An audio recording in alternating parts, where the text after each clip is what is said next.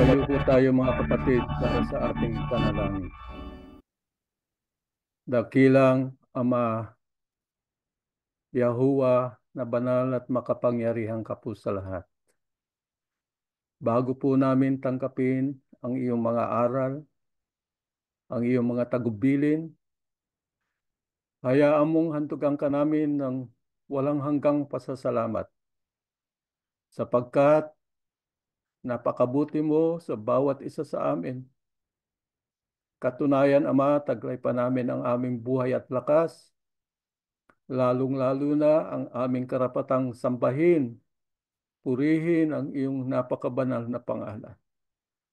Patawarin mo sana kami sa aming mga pagkukulang, sa aming mga kasalanan.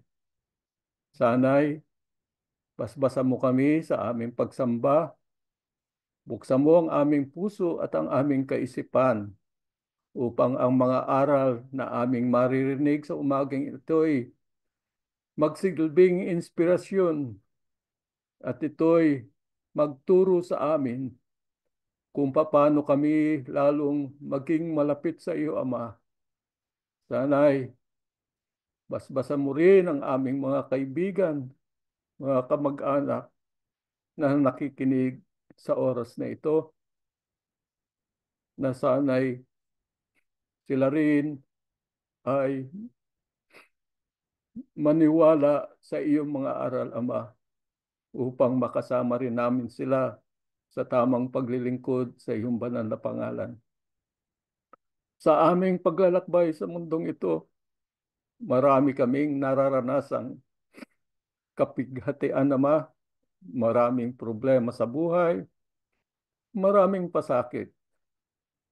Ngunit dahil sa iyo, sa iyong mga pangako sa amin, lumalakas ang aming paniniwala, Ama.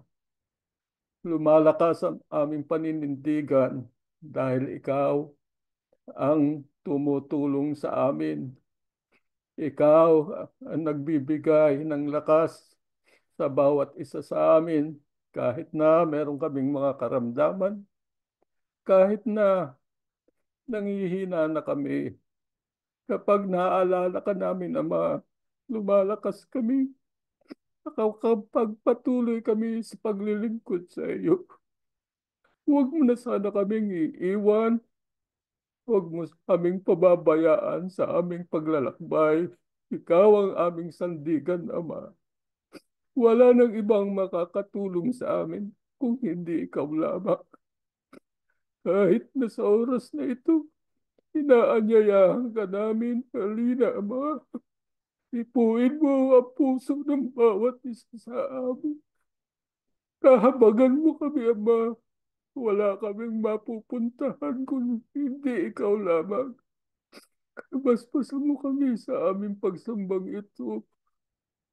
Magbiyaya ka ng kapangyarihang nagmumula sa iyo sa buong oras ng aming pagsamba. Basbasan mo rin sana ang aming mga abulon.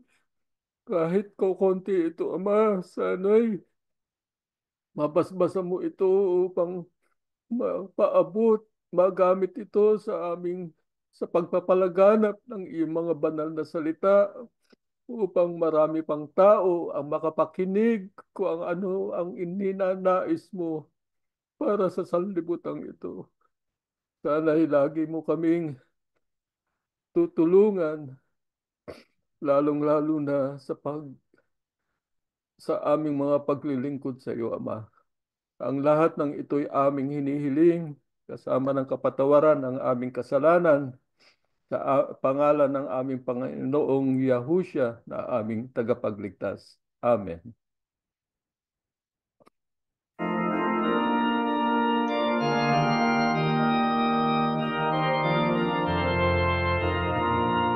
Aral ng ating kaligtasan, unawayan ang dingding. Ihayag mo may kaganakan ang pangalan ni Yahuwah.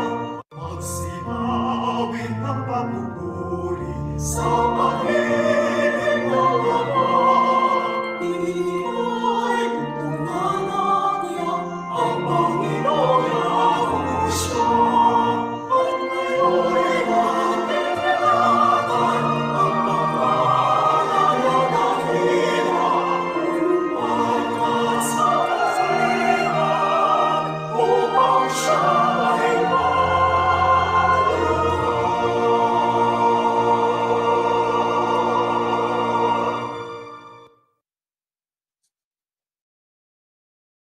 Mga kapatid, sa buhay ng tao ay meron tayong nakakaligtaan na yun ang pinakamahalaga at kung ano naman ang hindi gaanong mahalaga, yun ang ating laging nasa isip. Normal ang tao ay maghanap buhay, mag-ipon, hindi masama po yun para sa mga anak, pag-aralin sila at sa hangarin ng mga magulang na sila'y magkaroon ng magandang kinabukasan. Subalit, tatandaan natin, tayo po ay naglalakbay lamang sa buhay na ito. Hindi ito ang ating tahanan. Ang ating tahanan ay ang makapiling natin ng Diyos. Doon sa bayang banal na yan ang ating pinakahihintay na pagkakataong mangyayari sa ating buhay. Dumaraan tayo, gaya ng panalangin ng kapatid natin, sa iba't ibang problema sa buhay. Masakit, karamdaman at iba't iba pa na nagdudulot ng kalumbayan, ng panghihina minsan ng loob ng tao. Kaya sa gano'ng sitwasyon, ang tao ay naghahanap, kanino kaya ako lalapit? Sino kayang kakanlong sa akin? Sino kayang makatutulong sa kalagayan naming ito? Mga kapatid, tayo bilang mga tagasunod ng ating Panginoong Yahushua, atin pong laging alalahanin, may Diyos tayo. Nandiyan ang ating Ama na si Yahuwah. Hindi niya tayo pababayaan. Hindi niya tayo iiwan sapagkat siya lamang po ang ating pinakamalakas na kanlungan, lalo na po sa panahon ng ating pangangailangan. Mga kapatid, ano ang wag nating kalilimutan sa bawat sandali po ng ating buhay? Dito po sa unang talata, sa aklat ng Salmo, ganito nakasulat, ang Diyos ang ating kanlungan at kalakasan. Siya'y laging nakahandang sumaklolo sa oras ng kagipitan. Kaya, huwag tayong matatakot kahit lumindol man o gumuho ang mga bundok at bumagsak sa karagatan. Ano ang huwag nating kalilimutan sa bawat sandali po ng ating buhay? Ang sinabi nitong si Haring David, ang Diyos ang wika niya, ang ating kanlungan at kalakasan. Dito sa mundo ay maraming iba't ibang kanlungan ng tao. Sa mga may sakit, hospital ang kanilang kanlungan. Yung mga anak na iniwan ng kanilang mga magulang, naulila o kaya ay inabandona, ang gobyerno ay mayroong Department of Children and Family na yun ang siyang gumagabay at siyang tumutulong sa mga batang naulila at pinabayaan ng mga magulang. May mga orphanages at meron tayong tinatawag na home for the aged at iba't iba pa na mga sangay na yan ang pinakakanlungan ng tao. Pero tayo, bilang mga kayahusya, ang ating dapat na maging kanlungan at kalakasan ay si Yahuwah. Bakit? Sapagkat si Yahuwah ay laging nakahandang sumaklolo sa oras ng ating kagipitan. Kaya huwag tayong wikang matakot, sabi ni Haring David, kahit lumindol man o gumuho ang mga bundok at bumagsak sa karagatan. Kaya huwag tayong makalimot sa Diyos. Mga mahal na kapatid, lagi nating itanim sa ating isipan, ang Diyos ang ating pinakamalakas na kanlungan. Bakit po? Ano ang dahilan? Ano ang ibibigay sa atin ng ating Panginoon Diyos para ating pong malagpasan ang lahat ng mga iba't ibang sagwil at sagabal sa ating paglilingkod sa Kanya? Pakinggan natin ang kasunod na talata sa aklat ng Salmo pa rin. Ang Panginoon o si Yahuwah ang nagbibigay ng kalakasan sa Kanyang mga mamamayan at pinagpapala niya sila ng mabuting kalagayan. Mga kapatid, ano ang maibibigay sa atin ng Diyos? Gaya ng binanggit na kanina, sa unang talatang binasa natin, siya ang magbibigay sa atin ng kalakasan at pagpapala para tayo magkaroon ng mabuting kalagayan. Kaya ang lahat ng ito ay galing sa Diyos. Siya lamang ang makapagkakaloob sa atin ng kalakasan na hindi kayang ibigay ng iba't ibang pagkain kinakain natin. Ang kalakasang ito ay espiritual na kalakasan at bunga ng kalakasang yan, ang kanyang mamamayan ay kanyang pagpapalain din at bibigyan sila ng mabuting kalagayan. Kaya kung ang mundo ay naghihirap, ang mga taong ayaw kumilala sa Diyos, ang mga tao ay biktima ng kawalan at mga iba't ibang pasakit sa buhay, ang mga lingkod ng Diyos na tunay na sumasampalataya sa ating Panginoon Diyos na si Yahuwah, magkakaroon po ng mabuting kalagayan. Maaring sabihin ng iba, kapatid na ministro, Itong mga pagsubok na ito pagka dinadarasan na natin, nararanasan na natin, ay talagang baka tayo ang wika'y mamatay, baka tayo ay mapinsala, pati yung aking pamilya. Ano po ang pahayag ng Biblia pagdating po tungkol diyan sa buhay na ating taglay at maging sa kamatayan? Ating basahin ito sa aklat po ng Salmo. Pagpasensyahan niyo na po ako, nakakapag-ubo tayo. Nakita niyo na ako, sabi ni Haring David sa Diyos.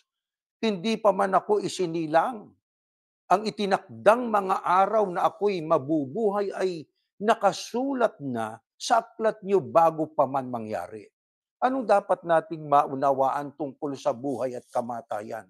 Mga kapatid, kung may buhay na idinaragdagan Diyos, 'pag may pinanganganak maliban kung patay na sa sinapupunan ng kanyang ina, karaniwan pagka may pinanganganak, may buhay na ibinibigay ang Diyos. Pagka ang tao naman ay namamatay, naaalis yung buhay na yon. Kaya yang kamatayan, kapanganakan, pagbibigay ng buhay, kamatayan, pag-alis ng buhay ng tao, yan po ay bahagi na ng buhay ng tao. Hindi natin maiaalis yan. Bakit? Sabi nga po ni Haring David, hindi pa man ako isinisilang, nakita niyo na ako, sabi niya. Ang tinutukoy niya na nakakita sa kanya, hindi pa man siya ipinanganganak o isinisilang, ang Diyos na si Yahuwah. Tungkol sa ating pong ikabubuhay at sa buhay na ating itatagal sa mundong ito, abay, alam ng Diyos po yun, di ba? Ang sabi nga, ang itinakdang mga araw na ako'y mabubuhay, nakasulat na sa aklat niyo bago pa man mangyari. Sa makatuwid, kung ang kamatayan ay bahagi ng buhay, kapanganakan ay bahagi ng buhay, mga kapatid, huwag tayong magtaka. Di ho ba? May namamatay, may ipinanganganak. Yan ang katotohanan eh. Yan ang complete na cycle ng buhay ng tao. Kaya kumot alam naman natin na tayong lahat ay pwedeng mamatay anumang oras. Di ho ba? Kaya saan tayo dapat nakapokus ngayon? Hindi doon sa kamatayan. Alam natin yon. Pero nakapokus tayo sa isang bagay na maaliwalas, bagay na maganda, bagay na positibo. Kasi kung palagi nating iisipin, mamamatay na ako, mamamatay na ako, magkakaroon ka ng stress, lalo kang mapapalapit sa kamatayan. Di ho ba? Kapag ang sabi din naman ng Diyos, tulungan mo ang sarili mo para tulungan kita. Maging positibo ka. Oo, mamamatay tayo, pero ang ating pananaw, positibo. Di ba, mga kapatid? Pagka positibo ang ating pananaw, nakakatulong sa kalusugan natin. Pero merong itinakdang araw na ang Diyos. Ano man yan, kung paano tayo mamamatay, kailan tayo mamamatay, Diyos lang ang nakakaalam. Di po ba? Kaya nga lang, sabi nga po kung maihihiling lang natin kung paano tayo mamamatay, aba, hihilingin ko, Ama. Kung ako'y mamamatay na po, sana wag na lang po ninyo akong gisingin. Pinakamasarap na kamatayan yun O di ba? Kaysa tayo magdanas pa ng mga iba't ibang injeksyon, iba't ibang nakakabit sa katawan natin, naku po, sana ay wag naman sa ganung paraan. Nahihiling naman sa Diyos yun di po ba, mga kapatid? Bueno, iwan natin yan. Mag-focus tayo, wag sa kamatayan I-focus natin ang ating pag-iisip sa mga bagay na positibo. Mga kapatid, bakit nga po naging bahagi ng buhay natin ang kamatayan? Ganun ba talaga plano ng Diyos sa pulmula? Pakinggan natin. Dito po sa Roma, ganito nakasulat. Pero pinalaya na kayo sa kasalanan at alipin na kayo ng Diyos. At ang dulot nito'y kabanalan at buhay na walang hanggan. Sapagkat ang kabayaran ng kasalanan ay kamatayan. Ngunit ang kaloob ng Diyos ay buhay na walang hanggan sa pamamagitan ni Kristo Yahushua o ng Kristo Yahushua na ating Panginoon. Mga kapatid, diyan sa 23 sapagkat ang wika, ang kabayaran ng kasalanan ay kamatayan. Kaya pala ang tao sa pulmula ay hindi naman talaga itinakda ng Diyos ang kamatayan sa tao Si Adan at Eva, nabubuhay doon at wala silang kamatayan noon.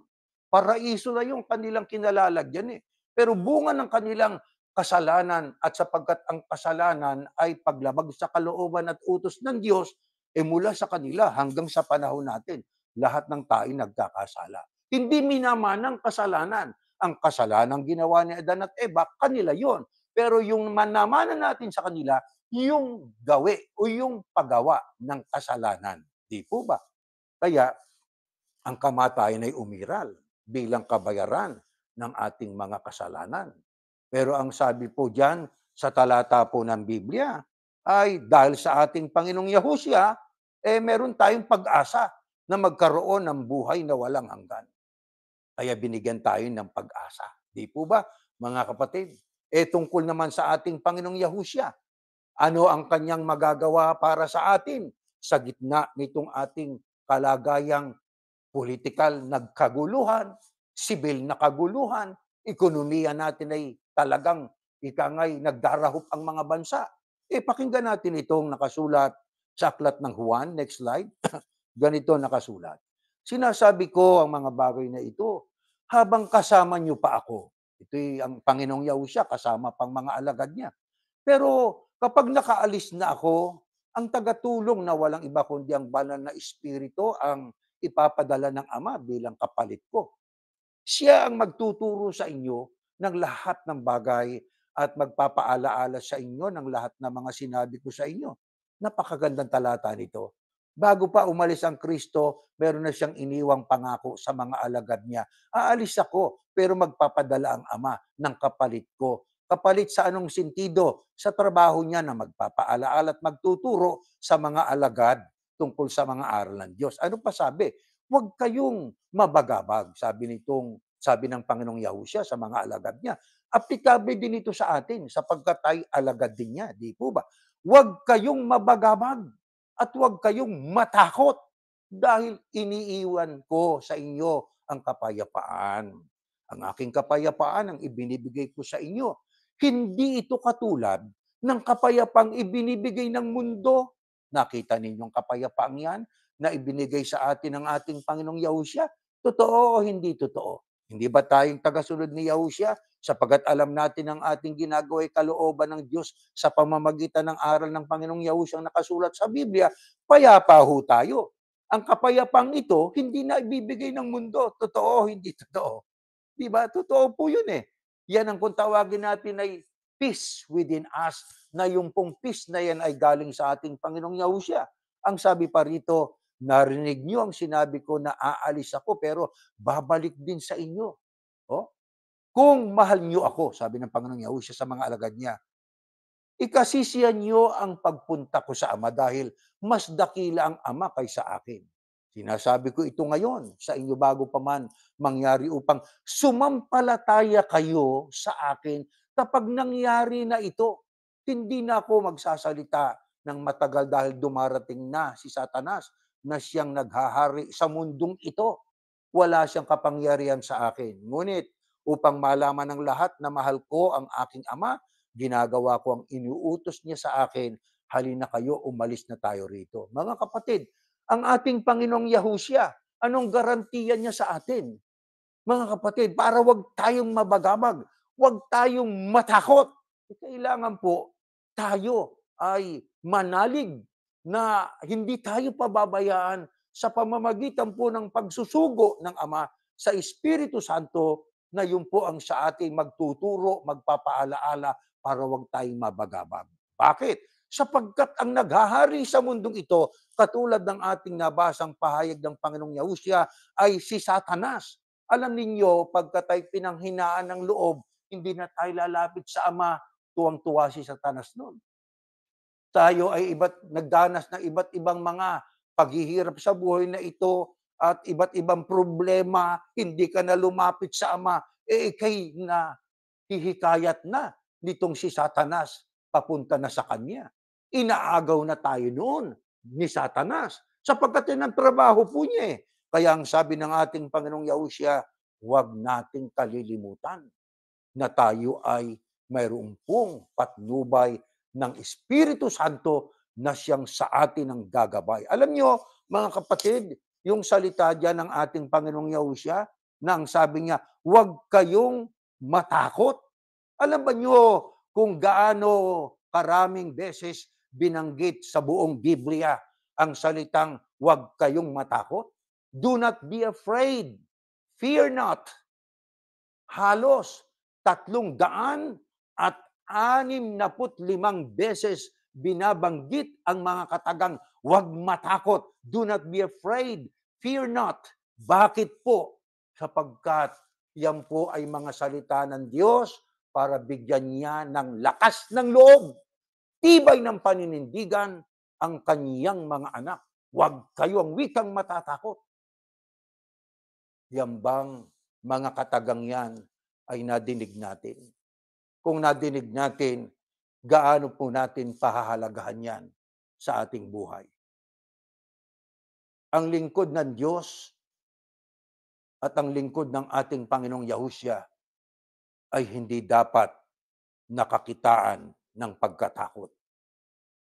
Sabi ng Biblia kanina, ang kamatayan iginawad sa tao, bunga ng kasalanan, pero ang buhay na walang hanggan ay ipagkakaloob sa pamamagitan ng ating Panginoong Yahushua. Paano po yun? Paano nangyari yun? Tingnan natin ang nakasulat sa Roma 8:1-2. Kaya ngayon, hindi nahahatulan ng kaparusahan ang mga nakay Kristo Yahushua. Sapagkat sa pakikipag-isa natin kay Kristo Yahushua, pinalaya na tayo sa kapangyarihan ng kasalanan at kamatayan sa pamamagitan ng kapangyarihan ng banal na Espiritu na nagbibigay buhay. Sabi kanina, bunga ng kasalanan, may kamatayan. Pero binigyan tayo ng malakas na pag-asa sa pamamagitan ng ating Panginoong Yahushua.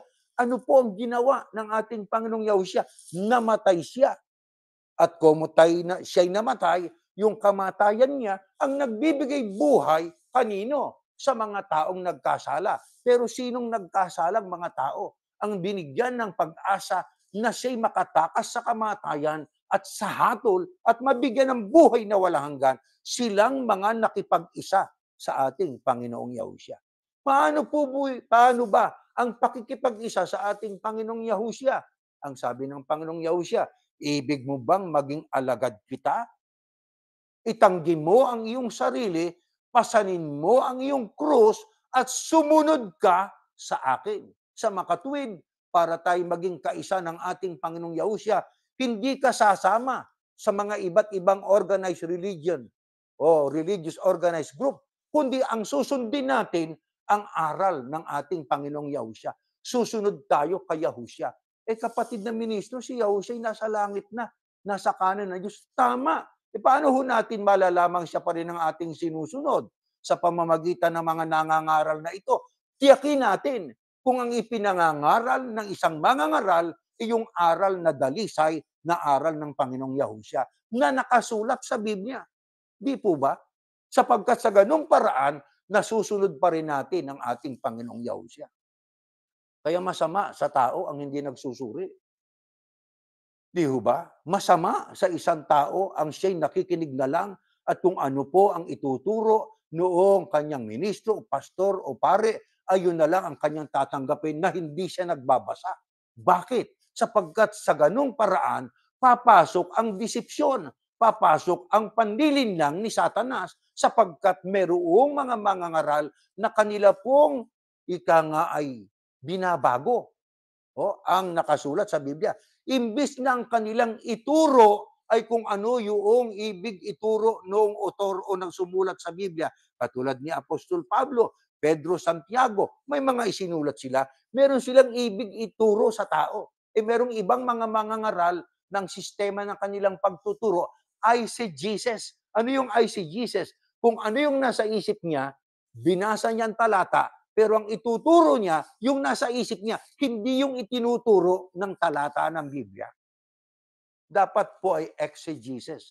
Pag sinabing exegesis, ang itinuturo ng isang mangangaral ay kung ano ang ibig ituro ng talata. Hindi niya pinapalitan, hindi niya isinisingit yung kanyang gusto't interpretasyon. Kaya mapagsuri tayo dapat.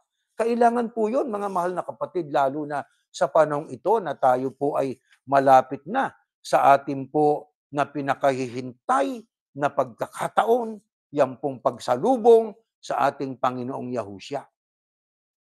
Ano pa ang ginawa ng ating Panginoong Yahushua para ating maalaala itong mga aral niya na dapat natin pahalagan? Pakinggan natin. Next slide po sa Hebreo. Ang pag-asang ito ay matibay, tulad ng angkla. At ito'y nagbibigay kapanatagan sa buhay natin. Dahil umaabot ito sa pinakabanal na lugar kung saan nauna nang pumasok si Yahushua para sa atin. Siya ang punong pari natin magpakailanman katulad ng pagkapari ni Melchizedek. Ayon kay Pablo, ano pang itinuturo ng ating Panginoong Yahushua? Natutunan to ni Pablo sa Panginoong Yahushua. Di ho ba? Ang sabi, ang pag-asang ito. Ano yung pag-asang ito? Yung tayo po ay patnubay ng Diyos sa kabila ng ating nararanasan. Ang tayo po ay makagawa ng tama sa kabila ng kaguluhan ng mundo. Yan ang ating pag-asa eh. Ang ating matibay na patuloy na pagsunod sa aral ng Kristo, ang pag-asang itong wika, matibay tulad ng angkla. Alam niyo yung angkla, isang maliit na bahagi ng isang bapor o kaya barko na pagka dadaong na, inihuhulog po yun. Isipin niyo napipigilan ng buong isang malaking ika nga, barko o bapor, sabi nga ng iba, maliit na bagay yun. Maliit na bahagi ng barko po yun. Ang alam nyo, ibig lang, pinakikita lang po roon, mga kapatid, ang nagagawa ng isang pag-asa na matibay. Pag matibay ang ating pag-asa, ano nangyayari sa ating buhay? Nagiging panatag tayo. Nagiging immovable tayo. Hindi tayo pwedeng matinag ng anumang dumarating na pagsubok, kahirapan, at pasakit sa buhay na ito. Hindi ba totoo yun, mga kapatid? Kaya ang ating tanging pag-asa, mga kapatid, ay ang ating paghangahawak at ang ating pong pangungunyapit sa mga pangako ng Diyos. Huwag tayong mawala ng pag-asa. Pagka tayo nagigipit, mga kapatid, ito'y mungkahi lang naman sa ating lahat. Lumapit tayo sa Ama. Di ba, mga kapatid? Kung tayo ay hirap na hirap ang kalooban natin, idaing natin sa Ama. Di ba, mga kapatid? Sabi nga iluha mo sa Diyos, siya lang at ikaw ang nakakakita. Siya lang ang nakakakita sa iyong pagdaing sa Kanya. Pumasok ka sa iyong silid, doong lumuhod ka sa Ama. Magmakaawa tayo sa Ama. Di po ba? Bakit po ganito na lamang ang ibig na pag-asa? Matibay, matatag na pag-asa. Ano pa ang nangyari noon na pwede pang mangyari sa hinaharap? Pakinggan natin sa aklat ng Salmo. Ito po ang nakasulat. Masasabi niya sa Panginoon o si Yahuwah, kayo ang kumakalinga sa akin at magtatanggol. At nagtatanggol. Totoo po yun eh. Si David kasi pinagtangkaan niya eh. 'Di ba? Gusto siyang patayin. Pero ang sabi niya, Yahuwah, kayo ang kumakalinga sa akin at nagtatanggol. Kayo ang aking Diyos na pinagtitiwalaan. Tiyak na ililigtas kanya sa bitag ng masasama at sa mga nakamamatay na salot. Iingatan kanya gaya ng isang ibong iniingatan ng kanyang mga inakay sa lilim ng kanyang pakpak. Iingatan ka at ipagtatanggol ng kanyang katapatan. Hindi ka dapat matakot sa mga bagay na nakakatakot o sa palaso ng mga kaaway o sa sakit at mga salot na sumasapit sa gabi man o araw. Kahit libo-libo pa ang mamatay sa paligid mo, walang mangyayari sa iyo. Makikita mo kung paano pinaparusahan ng mga taong masama dahil ginawa mong kanlungan ang Panginoon o si Yahuwah, ang kataas-taasang Diyos na aking tagapagtanggol. Walang kasamaan, kalamidad o anumang salot ang darating sa iyo o sa iyong tahanan. Mga mahal na kapatid, bakit po pinatatatag ng Diyos ang ating pag-asa? Ano ba ang nangyari na noon na pwede pang mangyari sa panghinaharap? Mga kapatid, Pwede pang mangyari at dumating ang iba't ibang salot. Katulad ng COVID-19, sino po sa atin ang nakapag-isip na darating yun, yung COVID-19 na yan, na talagang pambuong mundo? Isipin ninyo, talagang ang mga tao'y nataranta. Marami ang nangamatay na mga tao. Yung mga nangyayaring, yung mga salot na pwedeng sumapit gabi man o araw, na kung saan ang sabi, libo-libo ang namamatay sa paligid. Nangyari na noon at pwede pang mangyari sa hinaharap. Kaya ang sabi ng talata ng Biblia, tiyak na ililigtas ka ng Diyos sa bitag ng masasama. Siyang magtatanggol. Ang Diyos ang ating dapat na pagtiwalaan. At ang sabi pa ng talata ng Biblia, dahil ginawa mong kanlungan si Yahuwah, ang kataas-taasang Diyos na aking tagapagtanggol. Walang kasamaan, kalamidad o anumang salot ang darating sa iyo o sa iyong tahanan. Mga mahal na kapatid, dapat nating sampalatayanan ito. Ang hinaharap natin na panahon ay napakaligalig at ang mga iba't ibang salot, darating at darating yan. Ano ang dahilan at bakit may ibang mga kapatid tayo na puspos ng takot? Hindi nawawala ang takot. Ano ang dahilan, mga kapatid? Alam niyo, this is not included in our slide. Ito po ay isang tagpo noong ang Panginoong Yahushua ay nasa lupa pa. Sumakay siya sa isang bangka. Sumama yung mga tagasunod niya. At bali ba, habang naglalayag sila, biglang lumakas ang hangin at halos matabunan na ng malalaking alon ang kanilang bangka. Noon, natutulog ang Panginoong Yahushua. Kaya anong ginawa ng mga alagad? Nilapitan siya ng mga tagasunod niya at ginising. At sinabi nila, Panginoon, iligtas niyo po kami. Malulunod na tayo. Anong isinagot ng ating Panginoong Yahushua? Bakit kayo ang wika natatakot? Kay liit ng inyong pananampalataya. Isipin ninyo, bakit po kaya may iba tayong mga kapatid na natatakot sa kabila ng pangako ng Diyos? Hindi naman po katakataka sapagkat yung mga alagad na mismo kasama ng ating Panginoong Yahushua, nakita nila ang mga himalang ginawa ng ating Panginoong Yahushua nang sila po'y kasama ng Panginoong Yahushua sa bangka at naglalayag ay nagkaroon ng malakas na alon at hangin at halos sila'y matabunan na ng tubig. Ginising nilang Panginoong Yahushua. Tulungan mo kami, iligtas mo kami. Ang sagot ng Panginoong Yahushua, bakit kayo natatakot? Kayo na may maliit na pananampalataya. Mga katuwid, ang pagkatakot, kahayagan, kung may pananampalataya man tayo, siguro kakarampot. Siguro kung tayo may pananampalataya sa Ama, baka hindi ganap. Baka kakaunti ang ating pananampalataya at pananalig sa magagawa sa atin ng ating Panginoon Diyos. Kaya ano ang dapat nating hilingin sa ating pong sa panahon ng ating pananalangin sama? Alam nyo, nakasulat doon sa Lucas 17:5, this is not in our slide, ang sabi ay sinabi ng mga apostol sa Panginoong Yahushua, dagdagan po ninyo ang pananampalataya namin. Yun ang kanilang panalangin at yun ay kanilang ipinanalangin sa magitan ng Panginoong Yahushua na sila'y humingi sa Diyos ng tulong, dagdagan mo po ang aming pananampalataya. Kaya huwag natin kalimutan yun.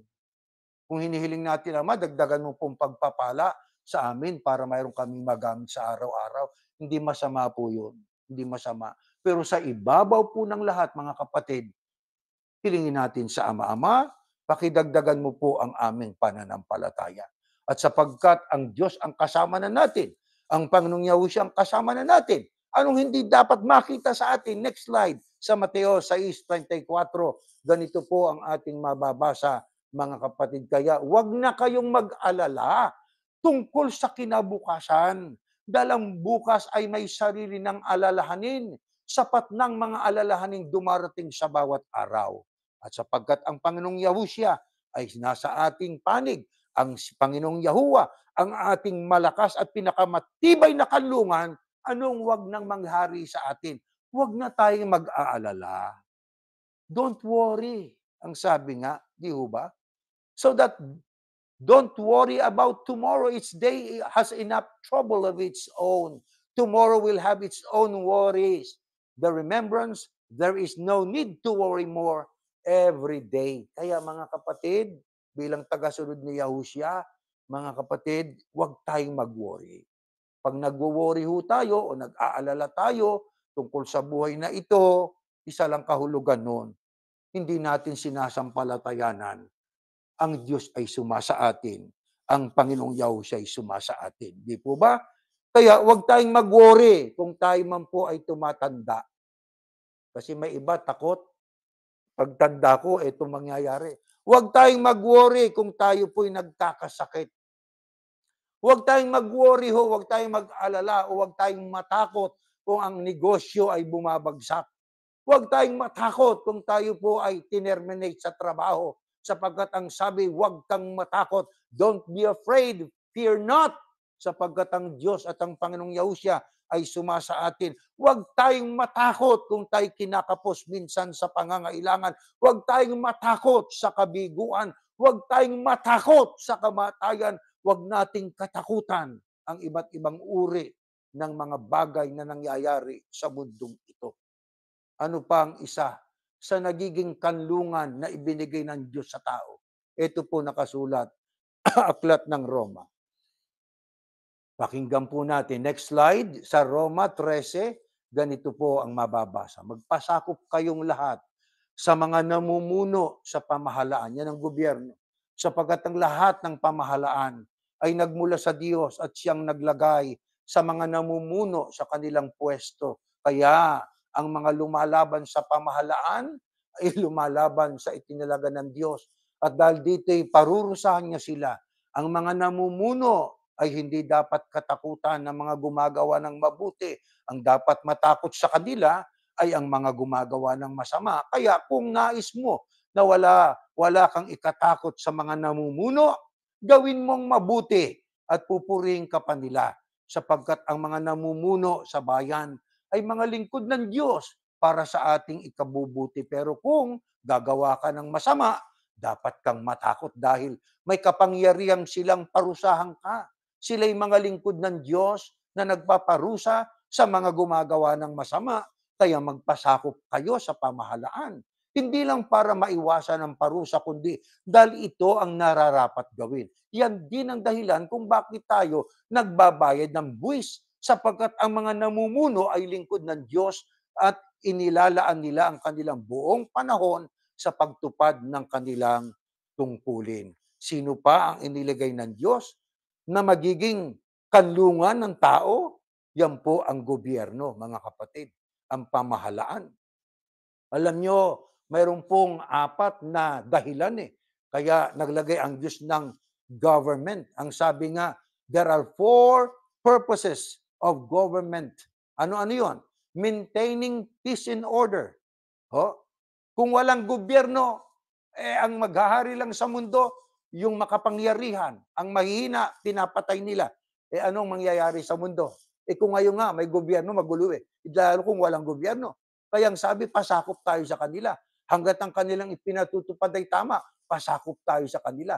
May mga taong nasa gobyerno ng kanilang hangarin talaga sa ikabubuti ng mga mamamayan. Sapagkat yan ang dahilan kaya nakalagay sila ron.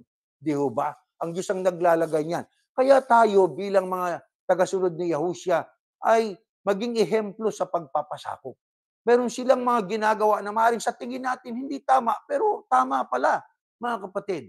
Pero tayo bilang mga tagasunod ng Panginoong Yahushua, ating inaalam din, hindi basta tayo pasakop ng pasakop. Di ba? Ang sabi nga ay sumunod, pero kailangan po ay atin pong siyasatin kung tama pang sinusunod natin.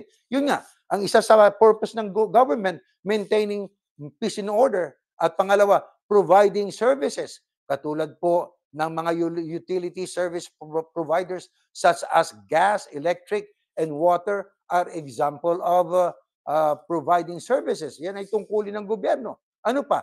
National security. Military services such as the Army, Navy, and Air Force are examples of this. Kaya may gobyerno para sa proteksyon ng ating mamamayan laban sa mga gustong sumakop, lalo na kung mga ateo o mga komunistang sasakop sa ating bansa.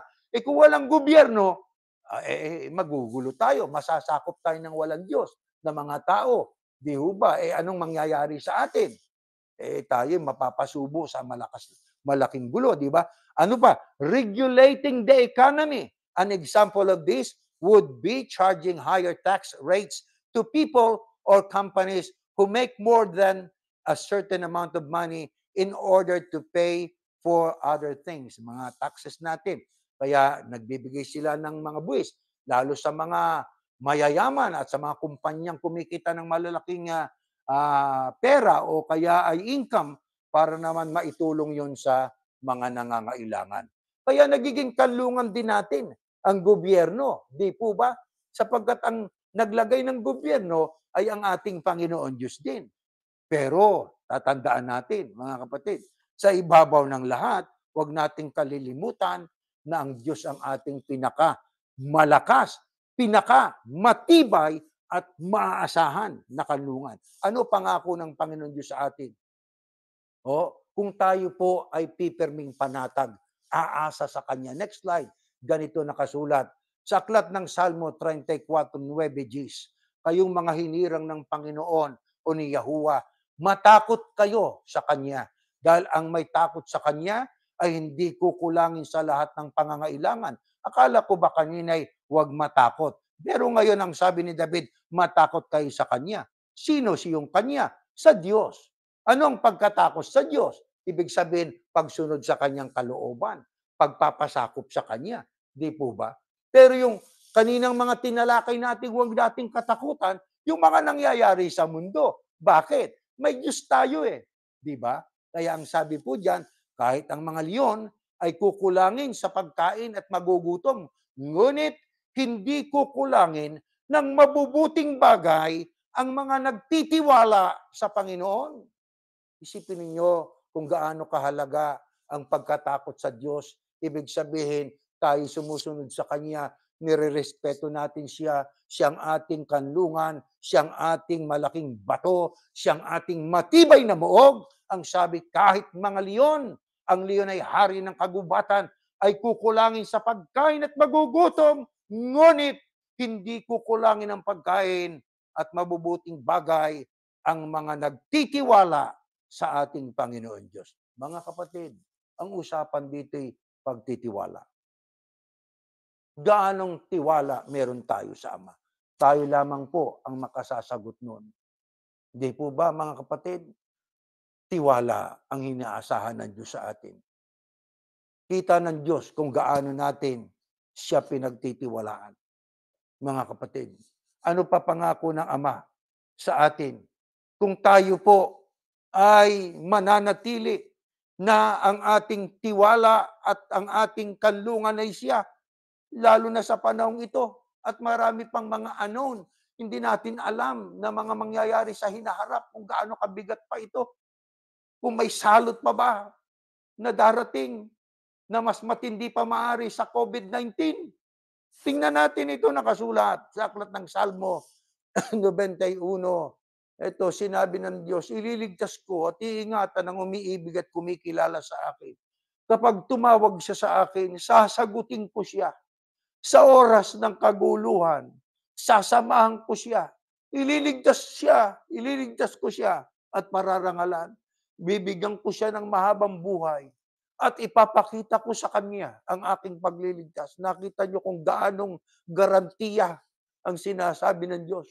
Siya mismo, si Yahuwah mismo may sabi, ililigtas ko at iingatan ang umiibig at kumikilala sa akin. Kapag tumawag siya sa akin, sasagutin ko siya. Ito ang pinakahayagan, pinakamaliwanag na pahayag sa atin ng Diyos na ibig niyang makarating sa atin ang buong liwanag, ang garantiya niya. Kapag tumawag siya, siyang umiibig sa Ama, siyang kumikilala sa Ama. Sasagutin tayo ng Ama. Sa oras ng kaguluhan, sasamahan niya tayo. Ililigtas ko siya, ang sabi, pararangalan ko siya. Bibigyan ko siya ng mahabang buhay at ipapakita ko sa kanya ang aking pagliligtas. Yan ay pangako ng Ama.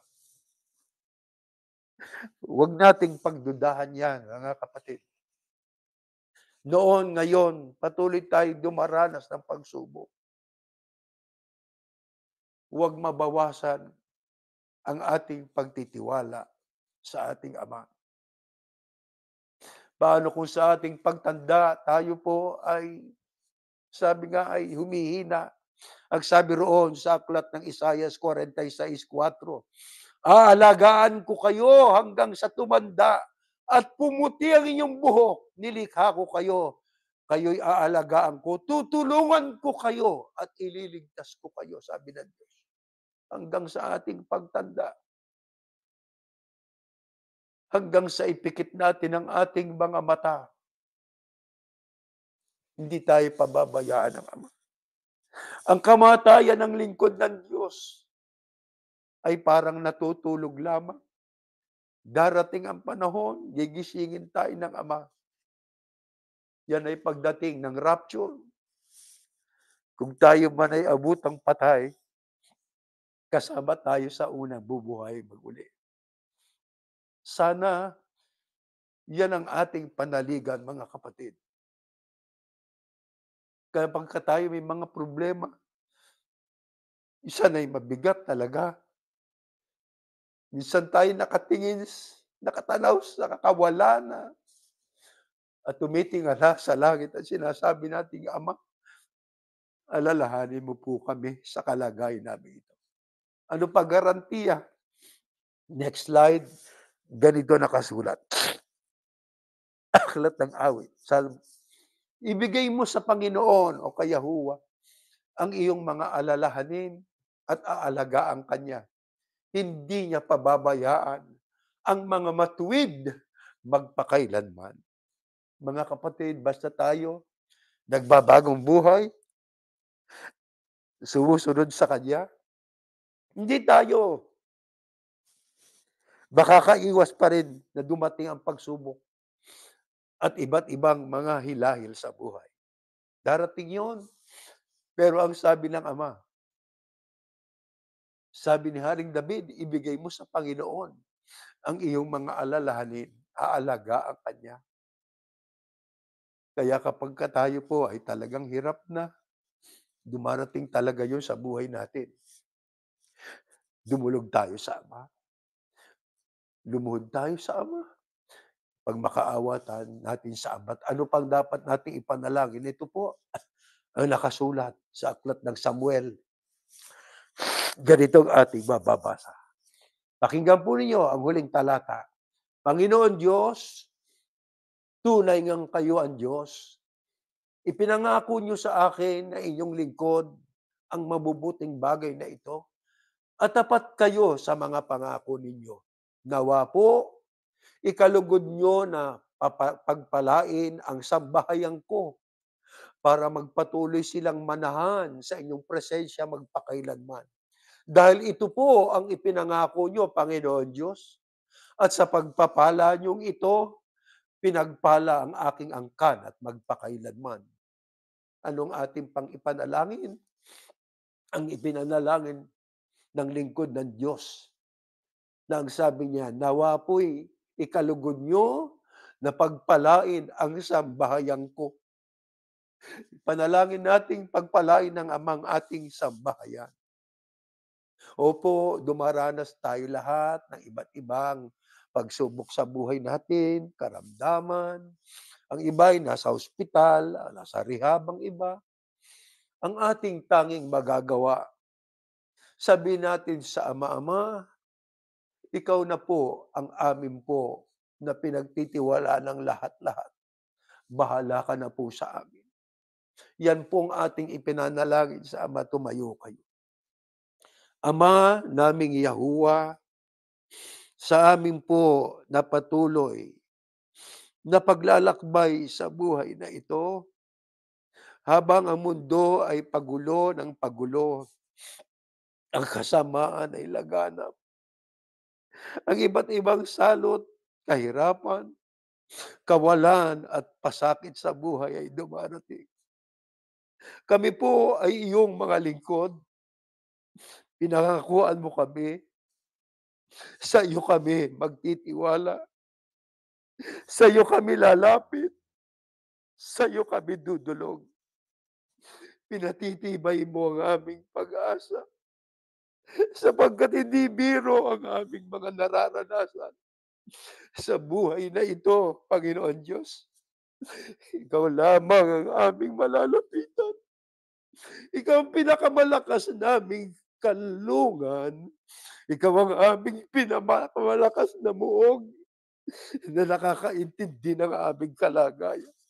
Amang Yahuwah, Yahuwah ang makapangyarihang ka sa lahat. Idinadalangin namin sa iyo ang mga kapatid naming nasa kahirapan, na sa matinding mga sitwasyon ng buhay. Lingapin mo kami, alalayan mo kami, huwag mo kaming pababayaan. Amin pong pinapanalangin din sa iyo na sana'y makaunawa rin ng katotohanan na aming naunawaan sa tulong mo ang aming ibang mga anak at mga kamag-anak, mga kakilala pa namin upang sila man kahit nagdaranas ng mga kahirapan at karamdaman, magiging matatag sila na gaya ng mga anak mo. Sa iyo namin inihahabili ng lahat-lahat. Ikaw po ang aming Diyos na siyang aming pinakamalakas na kanlugan. Ang lahat ay dalangin namin sa pag-asang tinanggap mo sa ngalan po ng iyong anak, ang Panginoong Yahushua na aming tagapagligtas. Amen.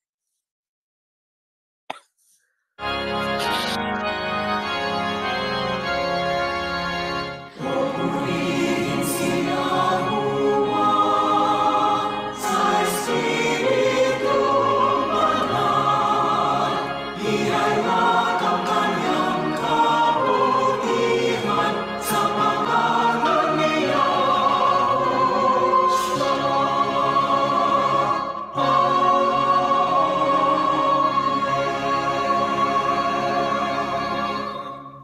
Ang biyayang pagliligtas ng ating Panginoong Yahushua, ang pag-ibig ng Diyos na si Yahuwah, at ang patuloy na paikilakip ng Espiritu Santo, siya nawang sumating lahat ngayon at magpakailanman. Amen. Meron tayong mga tagubilin po, mga kapatid. You can share our website at www.churchofyahushua.org, which contains our declaration of faith and links to the latest worship service and videos. Patuloy nating ipanalangin ang mga namumuno ng mga bansa, ang mga taong nasa kapangyarihan at mayayaman, na sana sila po ay magsilbing, magiging gabay para sa ikapapayapa pa ng ating paglilingkod at ng isang pagtataguyod ng pamumuhay na ayon sa kalooban ng Ama. Maasa tayo na ito po'y maliwanag sa lahat. Hanggang diyan po at tayo natatapos na.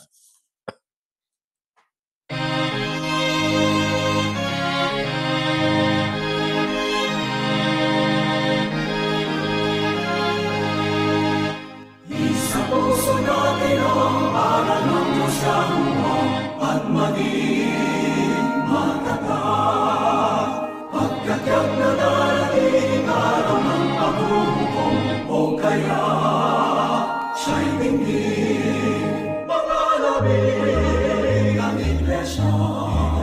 Ipagtanggol ang katwiran gamit ang sandatanya. Tayo ay manindigan tungo sa ating